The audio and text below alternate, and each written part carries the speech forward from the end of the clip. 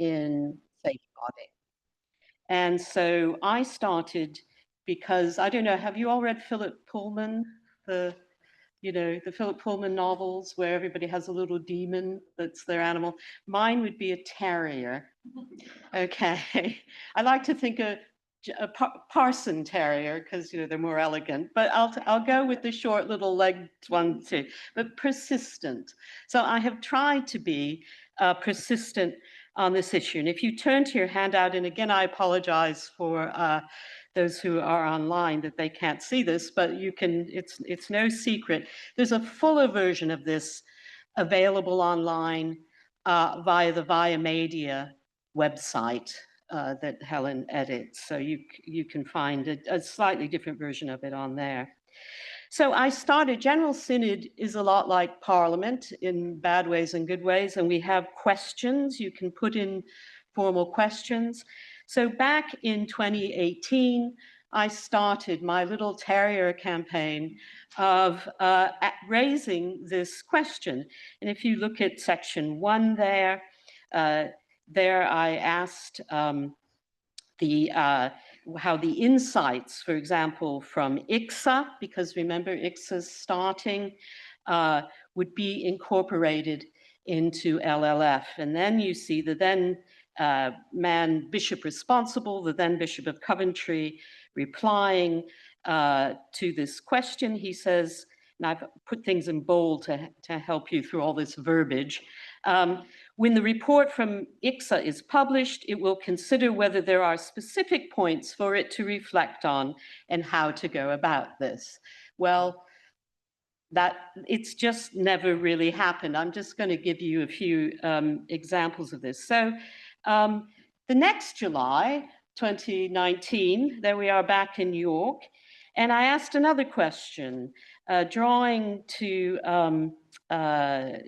their attention, of course, not only IICSA and statements of the Bishop of Bath and Wells at the time, who was lead bishop for safeguarding, and I think emerged from that role with his reputation relatively in good order, I think, about his response to the IICSA report in 2019 on Peter Ball, the bishop of one of the suffragans in Chichester Diocese. He responded, "It is absolutely right that the church at all levels should learn lessons from the issues raised in this report. Will the forthcoming Living in Love and Faith show evidence of learning lessons from the IICSA hearings in March?" And I give the dates there. And then we had the Bishop of Coventry again saying that, talking about LLF has now become primarily educational in its remit. And he says, in this way, LLF will demonstrate its learning from the IICSA process by promoting a culture of mutual respect, charity, openness, and transparency across the church in relation to matters of human identity, sexuality, gender, and marriage. So possibly, there might be some incorporation from IICSA and various LLRs into LLF, if you're still with me with all that.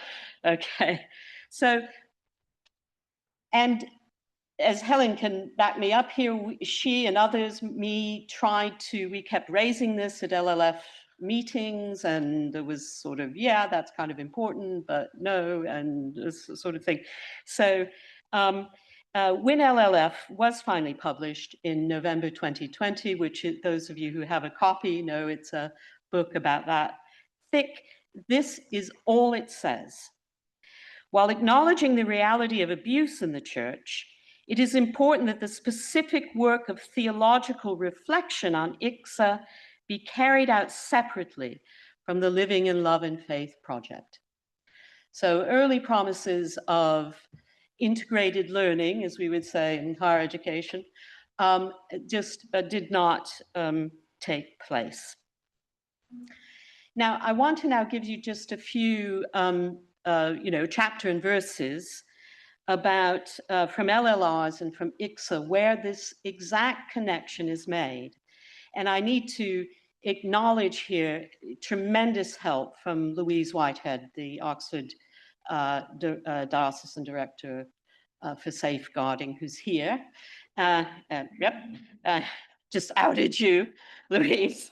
And who's been an enormous help to me because this isn't my area. You know, I'm a 17th century historian, right? I mean, a lot of bad stuff happens then, but you know, so I was Civil War, you know, the whole thing. But you know, this isn't my area of professional expertise. As I said, I'm a nerdy historian, and I like evidence-based arguments. So the first report that really got me thinking about all of this was the one by Dame Moria Gibb on Peter Ball. I think that's still one of my favorites, if you're allowed to have favorites about things that are so horrible. But as you remember, this is the case of Bishop Peter Ball. This is just to prove that all wings of the church can behave very badly. You know, John Smythe on one hand, Peter Ball on the other. And Gibbs says her report comes out in 2017, and as she says, as you can see, we believe that the church's attitude toward homosexuality at the time played a part in the failure to act appropriately. Ball's abusive behavior was trivialized, and its consequences were set aside. This gets picked up in IICSA as well. And she went on to say, we should simply emphasize that the church must promote an open and accepting culture in which everyone, regardless of their sexuality or views about homosexuality, is clear about their responsibility towards those who might be abused or who might want to raise concerns about abuse. So she has hedging her bets a little bit there. But I think being pretty clear. That's what I think it's why it's. But also, I also really like Addie Cooper's report too, the next one. And this is, of course, local to this diocese. It's the case of Stowe and Maids Moreton. And it was dramatized in that television program, the name of which I forget now, but it had a great cast. Do you remember what it was? Sixth Commandment, that's right. And also, you know, remember with Peter Ball, at least one victim took his life. And here we have a case of murder and attempted murder and elder abuse as well in this case. And I'd really recommend reading her report. It's available online, as indeed Gibbs's as well. And she's really quite forensic in this report. And I'd missed it. And so it was Louise who pointed out to me that I needed to look at this report. And if you remember the case, there was a guy called, what was he called, Farquhar, who befriended an older much older gay man, a teacher, retired teacher, I think he was, church warden. It was a conservative. The ethos of the parish was on the conservative evangelical side, and they entered a relationship. And he, of course, had all sorts of nefarious intentions. And she says here, the closed culture of the Stowe Church in general, including attitudes towards homosexuality, meant that Peter Farquhar's homosexuality and the relationship between him and Ben Field was a well-known secret. The wider policies of the Church of England regarding homosexual practices and approach to sexuality and relationships, sorry, it's Ben Field who's the criminal actor here, put Peter Farquhar at risk and vulnerable to exploitation. A culture which supported openness and transparency would have better safeguarded him. So that's a pretty plain statement from Dr. Cooper. And she goes on to say, next page over, so the recommendation from a previous review, and I believe she's referring to Gibbs there, that the church must promote an open and accepting culture. she repeats that learning from the Gibbs Review. I just need to watch the time here. Once I get into this, I realize this is more the trees than the forest, but hopefully we can make a forest out of these trees. So, and she goes on, as you can see in her report, about applying learning from this case. This is something that, of course, the clue's kind of in the name, lessons learned reviews. The church is supposed to learn something from them. She writes, there is an issue here for the wider church to consider how it offers support to its lesbian and gay members, not to cure and heal them, as this would be a deeply homophobic response. However, the Institutional Church of England faces challenges to resolve its own positioning on this before it can effectively support individuals with their expressed tensions between sexuality and religious belief. This case review calls for a concerted effort to be made to reduce the stigma of homosexuality within the wider Church of England communion so that it can provide a safer place for lesbians and gay men to worship as its intent. So that's pretty plain speaking, I'd say, from her. And let's just skip down. The IICSA provided plenty of interesting material for reflection as well. And I don't know if any of you watched any of that online. I'm sure some of you did. The amazing Fiona Scolding, who everybody was falling in love with, I think. She was such a good inquisitor. But she, one of the most moving bits for me was when she was interviewing the policeman, a man called Wayne Murdoch. He was the policeman in charge of investigating the Peter Ball case. If you flip over to the next page, and he says,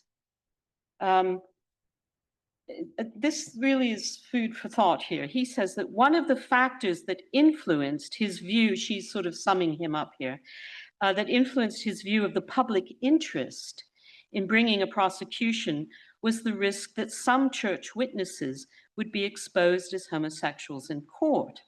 That would, in his words, have seen their roles within the church effectively finished.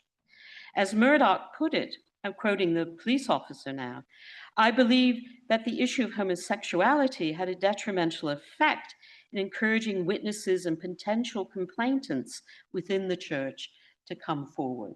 So there you have, a very experienced police officer making that case. Scolding also, when she had the then Bishop of Chichester in the witness box, Martin Warner, who of course was not the bishop when Peter Ball was in Chichester Diocese.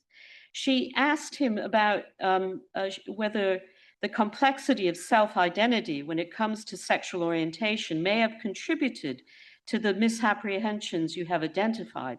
Because, certainly amongst conservative individuals, homosexuality is seen as sinful. And Bishop Martin replies, yes, he agrees with her. And he goes on to say, I think there's been a contribution from the church on this, which is nice of him to admit, particularly from the Diocese of Chichester.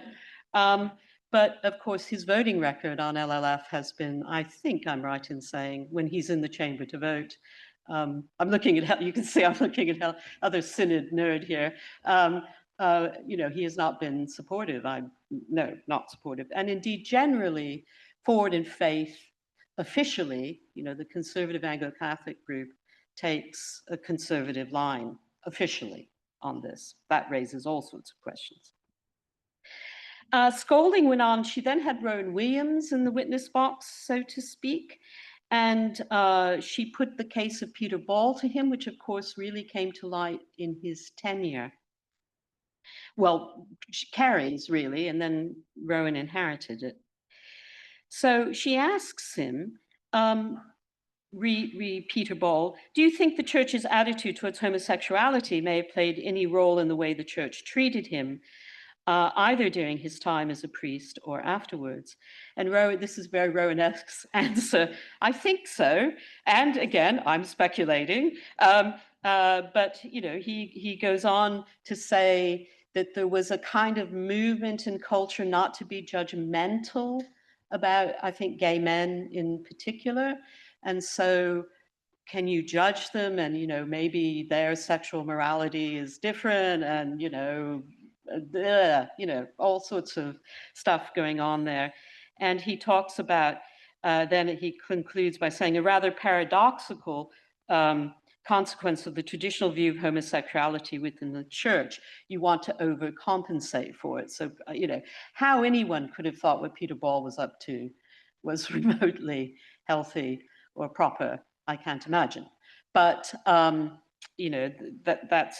an explanation from a former Archbishop of Canterbury. Then we have another Archbishop of Canterbury, Lord Carey, and he suggests here the church was so uncomfortable in dealing and with managing same-sex relationships that it didn't really have an understanding of appropriate same-sex relationship and what was appropriate in a same-sex relationship. I think they could have talked to some LGBT people who might, and when did Jeffrey John publish Stable, Faithful, I mean, duh. Anyway, sorry. Anyway, there's a lot more here from IICSA, because I want to leave time for discussion and questions, because that's the really interesting part. Let's skip down now to the bottom of the page with the Robson review on Father Alan Griffin, who was already alluded to. And again, the reviewer, Chris Robson, picks this up again. And I don't know how much people know all the details of these cases. I suspect if you're here, you're pretty well briefed. But this was a case of an Anglican priest who became a Roman Catholic priest and took his own life after famous brain dump in the Diocese of London, where he was, just of the list of guys who were getting up to no good, basically, and no evidence or proper process or anything like that. The Robson review on Griffin says, this illustrates a divisive issue that has been at the center of this review. This is another, it's all online, I recommend this one too. The Church of England's stance on homosexuality.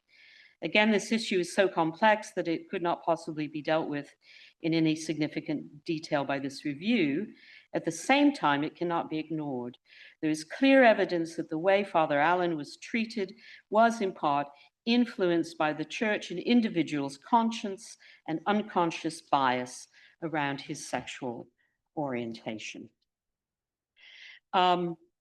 Lessons learned reviews there. Then let's return to the halls of General Synod, the august halls of General Synod there. And in July 2022, we had a presentation from the Independent Safeguarding Board when it still existed before it imploded, and the National Safeguarding Panel at General Synod. And it was in Synod presentation. So, channeling my terrier demon, I hope that, I know this is being recorded. I was just thinking some people might think I have a demon, but anyway, that may be possible. But anyway, I know, to read Philip Pullman, that's the thing. So, so I asked a question about, again, safeguarding reviews, Gibb on Ball, IICSA, Father Griffin, which had just been published a couple of days before. I said all of them make the connection between homosexuality and being a less safe church. And I wondered if the panel had views on that. Over to you guys. So Professor Maggie Atkinson, the then chair, said she thanked me for my question, but she was going to refer it to Meg Munn, who was, I forget exactly which role she was on. She was chairing the National Safeguarding Panel, I think, at that time. And so from Meg Munn, She said, I volunteered for this question because it sounds like a policy type question. And as I said from the outset, one of the things the National Safeguarding Panel does is look at issues of policy. That's good. Procedure and process. Looking at some of the issues that come out, including practice, of those reviews is a kind of scanning of the horizon that I would like the panel to do when we are determining the kinds of issues that we would like to look at. I hope you're all awake still there. That issue has not been one which has been discussed by us to date. It would be one that we would discuss. This is July 2022. Okay. So I'm going to skip, because I really do want to leave time for discussions. Then in General Synod, which meets twice a year, usually February and July. So we had a meeting in February 2023. We had a presentation from the current director of the National Safeguarding Team. You know, myself and Robert Thompson and a couple of other members from Synod brought this question up. And this was the response from the director of the National Safeguarding Team. He said, we have plans. We have lots of meetings with other people. We are starting to do an audit activity. We are trying to triangulate and close the loop. We know we still have to work on our quality assurance element, but we do take those recommendations seriously, and some of those recommendations have actually moved on quite well. So, which I'm sure some of them have, okay? So, few more questions from me. I asked again, this is July 2023, I asked again about, I quoted Archbishop Welby in his witness statement to IICSA, saying that the learning from IICSA and LLF would be brought together, which is what Justin said at the time. I'm sure he was speaking sincerely. I don't have any reason to doubt him on that. So I asked, may Synod know what group is carrying out the separate work of theological reflection on the learning from IICSA to ensure the LLF process does, quote, sufficiently address safeguarding related issues? And the Bishop of London, who was one of the people guiding the LLF process at the time, said theological reflection on the findings from IICSA underpins the work of the National Safeguarding Steering Group, that's a different body again, in overseeing the implementation of IICSA's recommendations. Meanwhile, materials arising from the Living in Love and Faith process are still in development, as reported in an earlier General Synod paper. Material on pastoral guidance and pastoral assurance will be reviewed from a safeguarding perspective before they are finalized.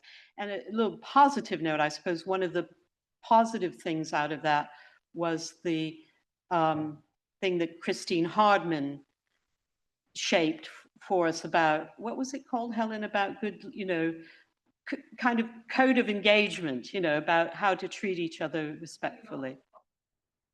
That's right, yeah. So, you know, that was, be nice to each other, just try, you know, be nice to each other.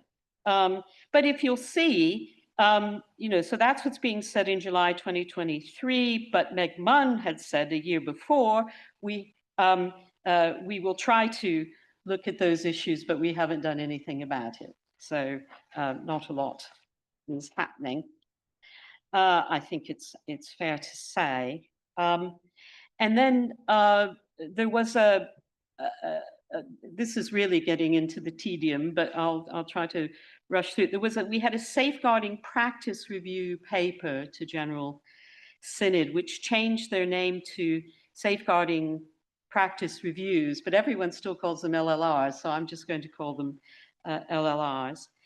And this paper was quite extraordinary, really, in a way, and it kept talk about closing, there was something called a learning loop that was talked about extensively, and that you had to close the loop.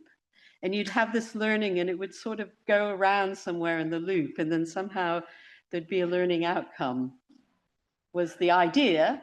But as I said, I just don't see the evidence that there has been any kind of making connection between LLF and these LLRs that I've been quoting. And just I'm going to stop in just a few minutes so we have time for questions. I need to say that thanks to Louise, she and I had a meeting with the lead safeguarding bishop about this, the Bishop of Stepney, and also with the director of the National Safeguarding Team. We had a Zoom with them about an earlier paper that I had produced. That was a sobering encounter, I think, in many ways, because the view of the National Director of Safeguarding was that all of this was an HR issue. And the Bishop of Stepney and I had to explain to him that those rules didn't apply in the church in terms of how LGBT people are treated, because it's a theological issue. And that seemed to come as a surprise to him. So that's a kind of worrying, kind of worrying gaps in all of this. Louise can say if I've misrepresented that encounter, but I don't think I have. So those were these two meetings on your handout under point 7. And then we had a meeting with the National Safeguarding Steering Group, which is a policy sort of based thing. And, it was all very interesting. But it was then that I began to feel that the whole idea that safeguarding was becoming weaponized in the LLF debate was starting to be formulated. And there have been some other LLRs, as you probably know, the one on Trevor Diva-Menakan. Fiona Scolding was commissioned to do a report on Soul Survivor, and of course, the Macon report commissioned by the NST on John Smythe, and we'll have a 9 o'clock service report, which has been commissioned by the Diocese of Sheffield. That's at early stages. I don't think even terms of reference have been produced yet, have they? Nope.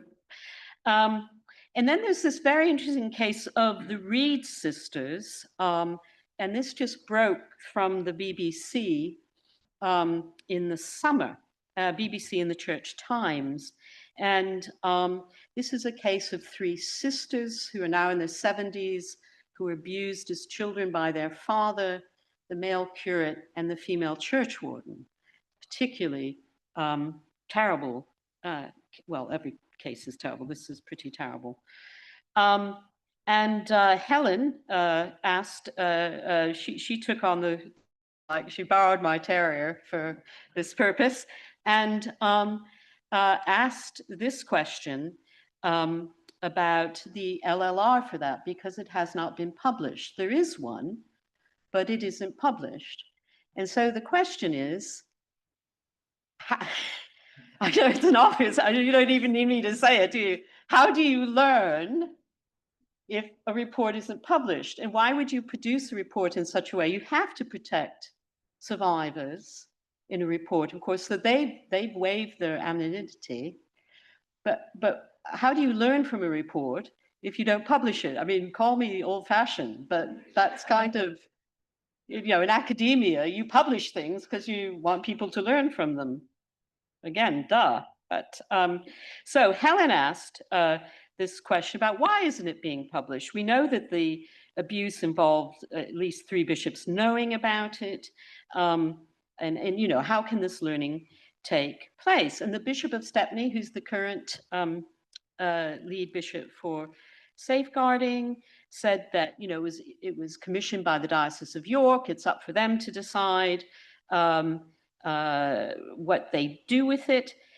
She says the reviewer provided the diocese with 5 recommendations, areas of learning, as is the norm The diocese has responded to these recommendations and, with the oversight from its Diocesan Safeguarding Advisory Panel, has already implemented steps which will help inform safeguarding practice. But it doesn't seem normative to me not to publish the report. So there's still a very big question around the Revd systems report. I hope we do get to see it. I think well, anyway, yeah, I think that, as I said, they have waived their right to anonymity. So just who is being protected here, I think, is a question one might want to ask. And then just to conclude, I mentioned weaponizing safeguarding. And when Synod met in February, the tea room is, you know, full of the steamy gossip that you might expect. And someone, and you know, Synod is debating how independent our safeguarding can be, and the whole complex questions around that. And you know, how can it have external scrutiny, at the very least, external scrutiny and a complaint system and so forth, which seems to be the direction we're moving in at the moment. But I had some interesting discussions with some of my more conservative friends in Synod. You know, we do, you know, get on.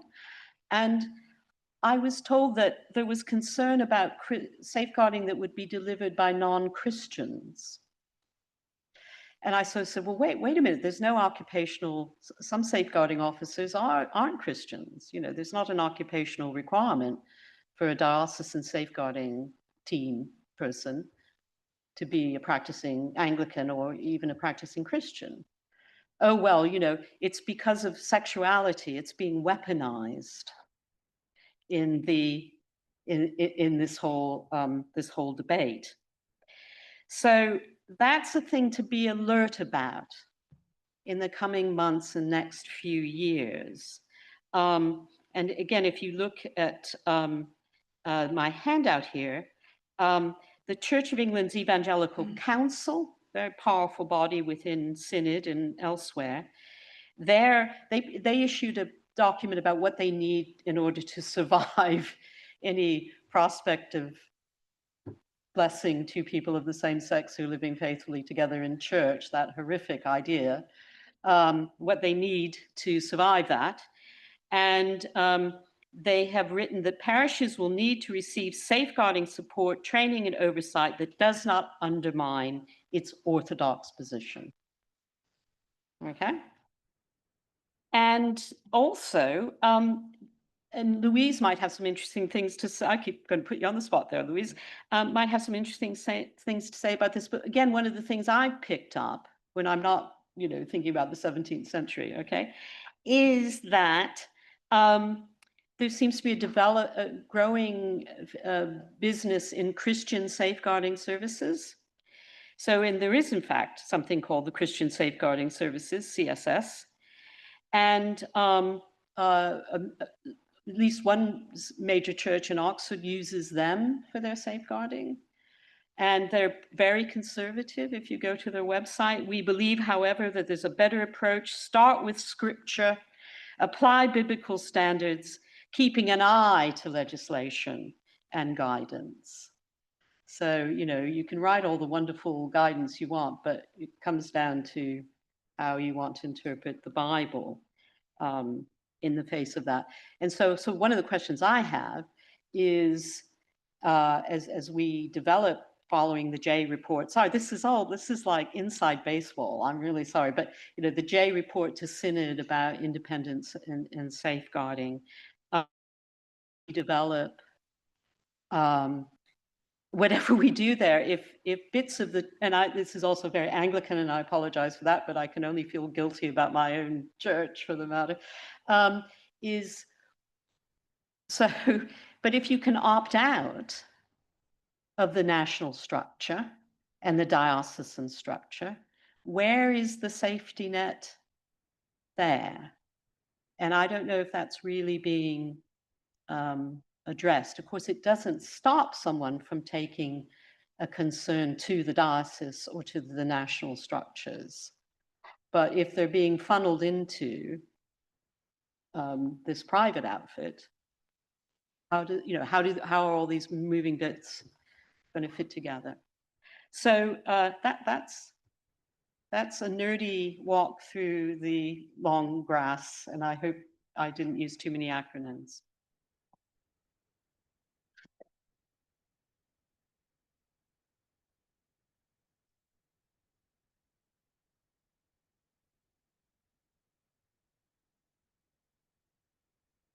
Okay, Judith, thank you.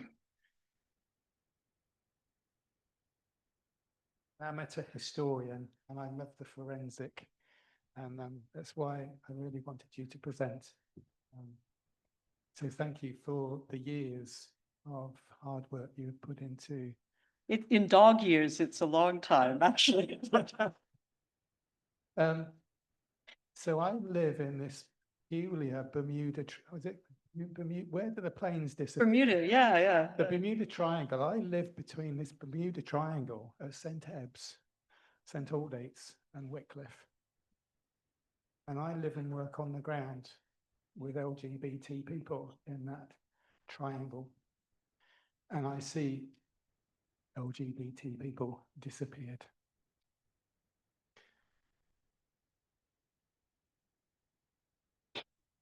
You've ended on a question which is fundamental to our safety, which is represented by the power block of the Alliance, the CEC, the Church of England Evangelical Council, the Holy Trinity Brompton Empire, New Wine Network, and so forth. If St. Ebbs, Vaughan Roberts are outsourcing their safeguarding to an external agency, and I have researched that agency, and I know their theological position on transgender people and on LGBT people. To put it bluntly, Vaughan Roberts flew to the other side of the world to announce at a global evangelical council that the issue of LGBT people in the church was an issue of church discipline. So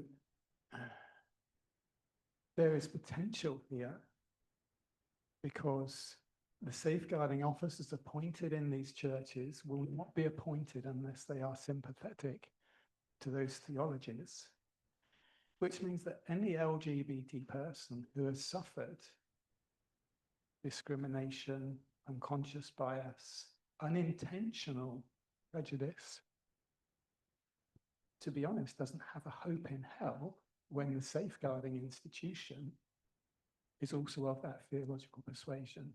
So on the ground in this Bermuda Triangle, I am facing this crisis at this moment. So that's my observation and my question. Is there a question or, well, yeah. It's how do we resolve these well, tensions? Well, I mean, I feel there are people in the room who might be better placed to answer that, but yeah.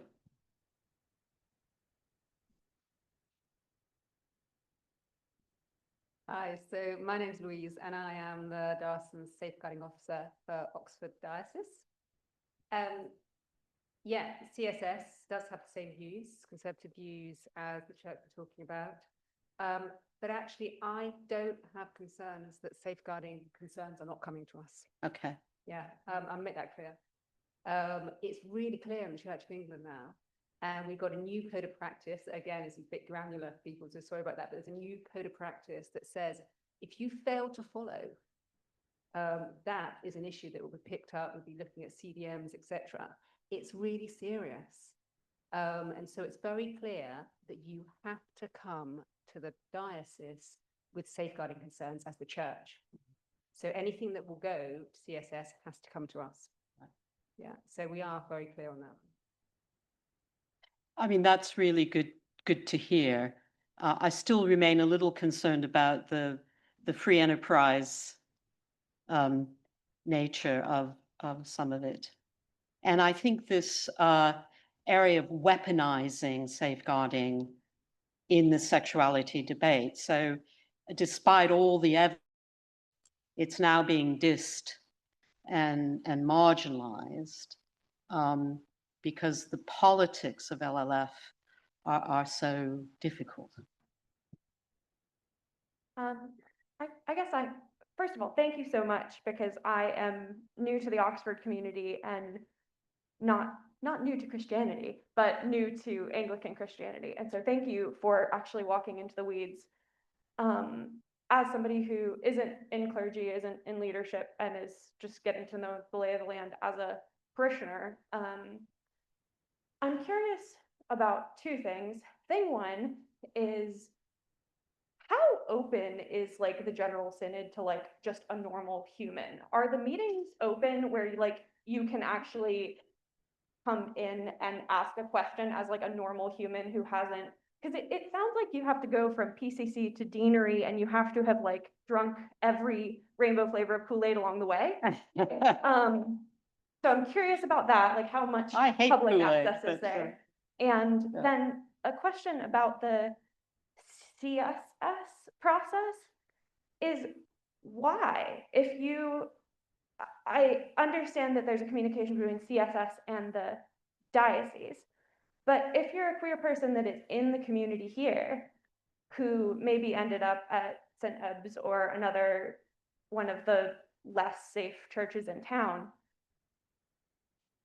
if you're realizing, looking just at the website of CSS, oh, these people probably kind of hate me, why is there any faith that the safeguarding concerns would get to them in the first place, let alone make it to you at the safeguarding office? Because if I would look at that, I would be facing this question of leaving the church before putting my own story in the hands of an organization that I know is basically going to give me the finger and tell me how sorry they are. The concerns just aren't going to get to you, no matter how good the code of practice is. Like, it's from a personal, like, well-being perspective, it's so stupid to like look at this and be like, oh yeah, I'm gonna put myself into that meat grinder. Like, no.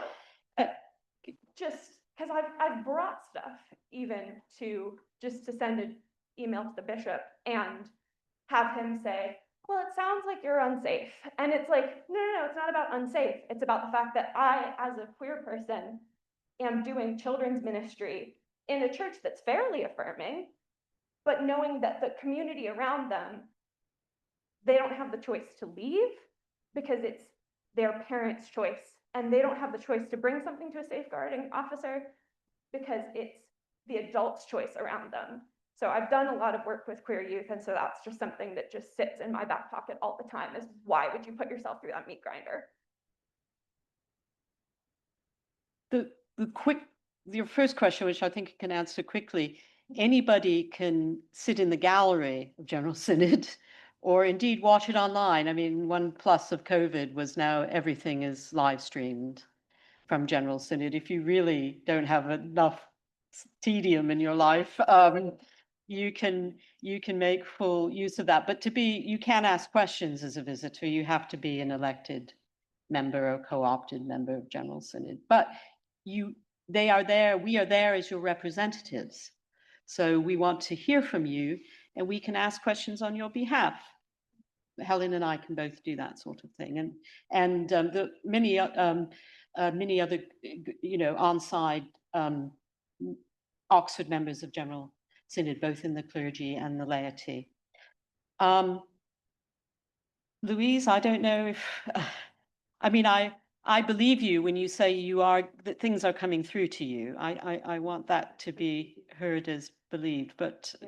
And I think, we want to make it really clear that people come straight to the diocese when they have concerns. We don't want conduits. And so if there are serious concerns in a church, it needs to come straight to us. Yeah, we don't want, and I will check, Alex, on that website to see if it makes it very clear that you can come straight to the diocese. And if it doesn't, it does need to say that.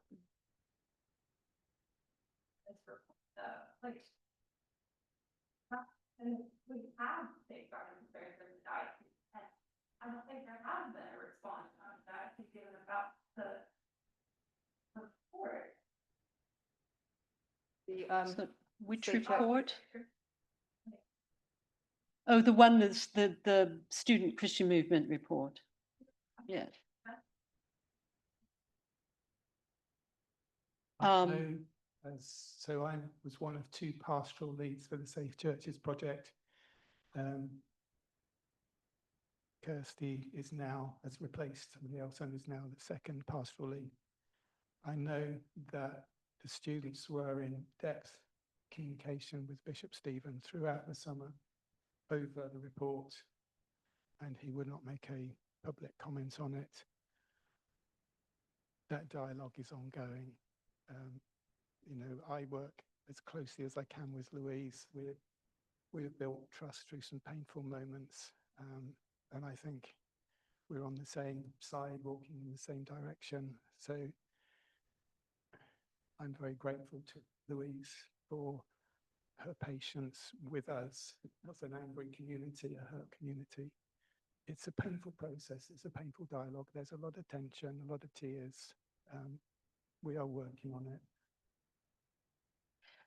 Could I make one sort of response to that, as well as drawing on my LLF experience, but also, you know, as a youth, I was very involved in the movement for the ordination of women and all of that. And there's a lot of, you know, deja vu moments, I think, in all of this. And in one LLF conversation, you know, you're told very emphatically that this is a red line issue about sexuality from a conservative evangelical in this case.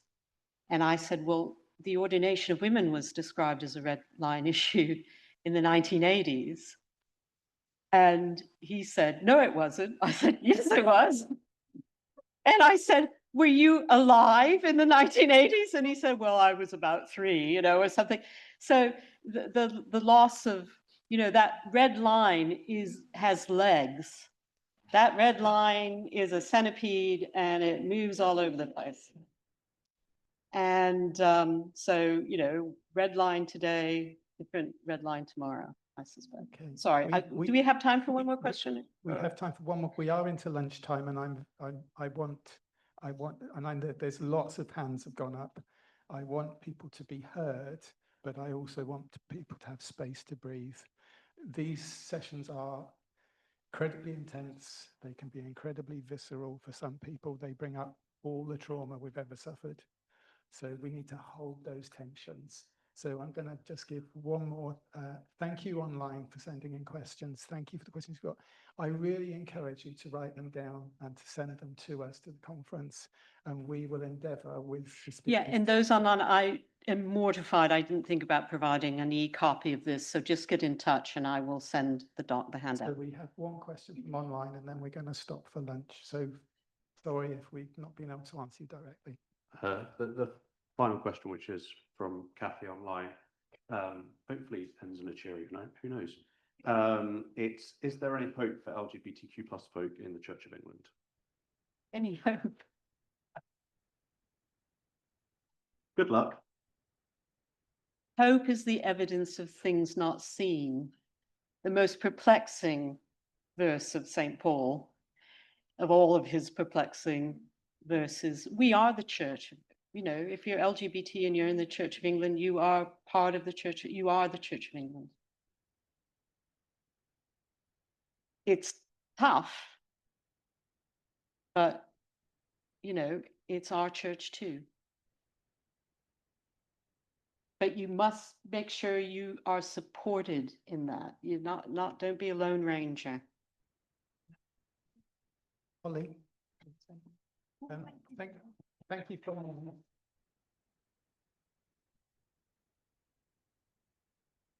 We're back here in an hour. There are lots of cafes in Little Clarendon Street, which is a 10-minute walk in that direction on the right. And you can get into town very quickly where there are cafes, shops, supermarkets for sandwiches. but we'll see you back in an hour. And I was just going to say, at the back there, we've got a collection of very interesting things. We've got a communion, a queer Christian zine, which is free to pick up. We've got some flyers for the Transgender Theology Conference, and Andrew has placed his books there. Are they for sale, Andrew? Should we come and see you if we want to buy one? Lovely. Thank you, and have a good lunch. Back here at 1:30.